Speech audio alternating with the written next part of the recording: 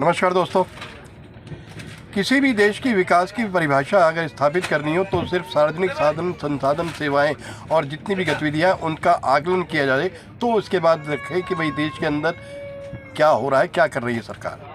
किसी भी संविधान की वैधानिकता पर या संविधान की मान्यता पर या उसके उपयोगिता पर अगर कभी आपको आकलन करना है तो देखें कि देश के अंदर जो विकास है, ये जो कार्यपालिका है, विधायिका है या जो अन्य संस्थान है वो सुचारू रूप से काम कर रहे हैं, नहीं कर रहे हैं। इवन यहाँ तक कि न्यायालय भी सही स्वयं अपने आप में जिम्मेदारी के साथ काम कर रहे हैं। एक पुलिस कांस्टेबल से लेकर सर्वोच्च न्यायालय का जो न्यायाधीश है, सर्वोच्च न्यायाधीश, उसकी भी गतिविधियाँ या उसके भी निर्णय, उसकी भी जो है कार्य क्षमता पर भी विश्वास किया जाने से पहले आकलन किया जाना चाहिए।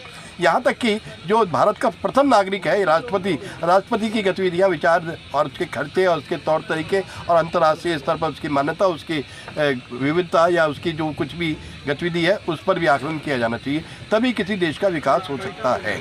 लेकिन एक बात जिस विषय पर मैं आपका ध्यान चाहूँगा कि जितनी भी देश की विकास की गतिविधियां हैं उनमें आकलन करने के लिए सार्वजनिक समस्याएं या सार्वजनिक सुविधाएं, उनकी परिपक्वता, उनकी निश्चितता, उनकी सुनिश्चितता, उनकी व्यवस्था करना सरकार की जिम्मेदारी है। अगर जो सरकार नहीं कर सकती तो सरकार फेल है, वो फिर सरकार किसी भी पार्टी की हो, किसी भी नेता की हो।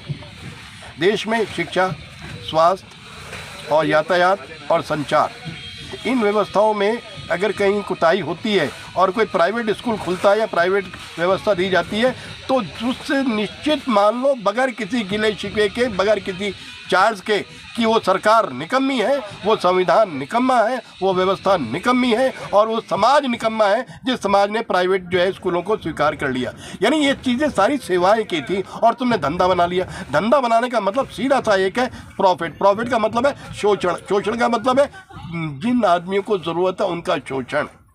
और जब शोषण है तो फिर विकास नहीं, अगर विकास है तो भेदभाव, और भेदभाव है तो आरक्षण है तो फिर ये जो मुफ्तखोरी के चक्कर में आप 80 करोड़ आदमी को मुफ्त खिला रहे हो, किस लिए खिला रहे हो? चुप करने के लिए।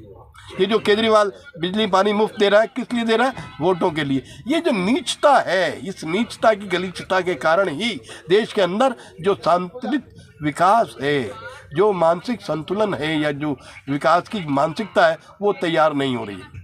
आज शर्म नहीं आती है हिंदुस्तान के उन लोगों को जो अपने आप में मुफ्तखोरी की लाइन में लग जाते हैं।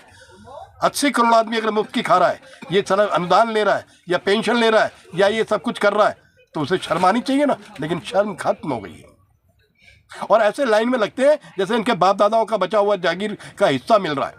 और किसान खेत में काम करके राजी नहीं है। मनरेगा में काम करने वाले आदमी 250 रुपये लेकर अपनी जवानी को गाँव में बर्बाद कर रहे हैं, पढ़ नहीं रहे हैं। और ये जो राशन है इसका भी धंधा हो रहा है, मुफ्त का राशन लेकर ब्लैक में बेच रहे हैं। बात चल रही थी सार्वजनिक सेवाओं की, तो अस्पतालों में जितनी नीचता होती है, गलीचता होती है, जितनी व्यवस्था होती है, इसकी कल्पना नहीं की जा सकती। और प्राइवेट डॉक्टर कसाई, दे आर बेसिकली लीगल बूचर्स, और हॉस्पिटल प्राइवेट बूचर हाउस है। यानी एक मरीज अगर गलती से भी बीमार पड़ जाता है, एक आदमी बीमार पड़ के जाता है तो वो कम से कम आईसीयू के दर्शन जरूर करा देगा उससे। इमरजेंसी में अगर गया तो उसका कम से कम 10,000 से 25,000 से बिल कम नहीं आएगा।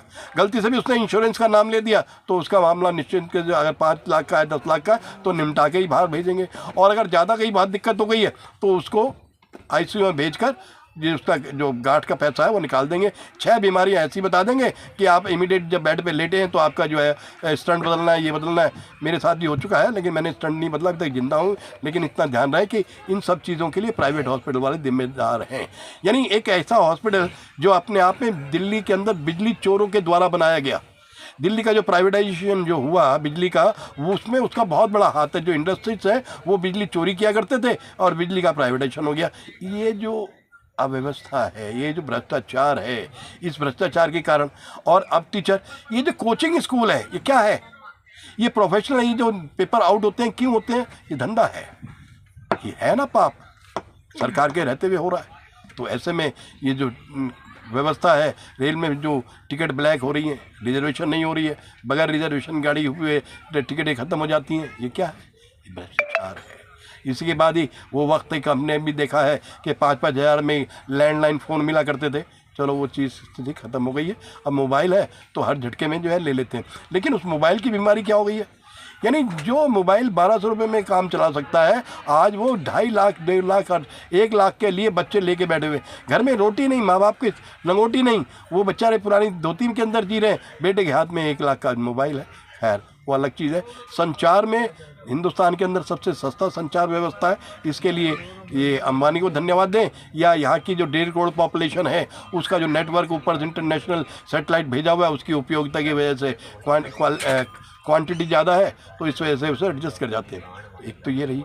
अब ये जो हमारे और जो साधन हैं संचार के साधनों में तैयारी हो रही है, अच्छी बात हो रही है।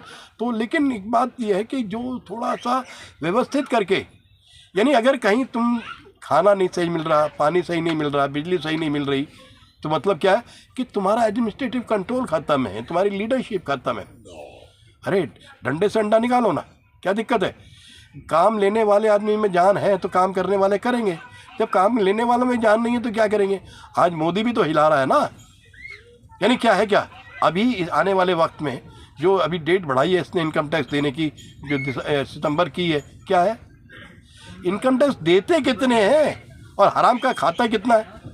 तो इन सब चीज़ों का संतुलन करना जरूरी है। बस एक बात जरूर है कि प्राइवेटाइजेशन जो है is a basically legal crime, government का फेल्योर है। और सबसे बड़ी बात कि जो अपने बच्चों को पढ़ाए नहीं, स्कूल में दाखिल नहीं कराए, उसकी सारी फैसिलिटीज़ ख़त्म कर दी जाए और उससे बाकायदा पूछा जाए कि तू अपने आप में जिम्मेदारी को, जब औलाद पैदा की है तो उसकी जवाबदेही तेरी है, सरकार की नहीं।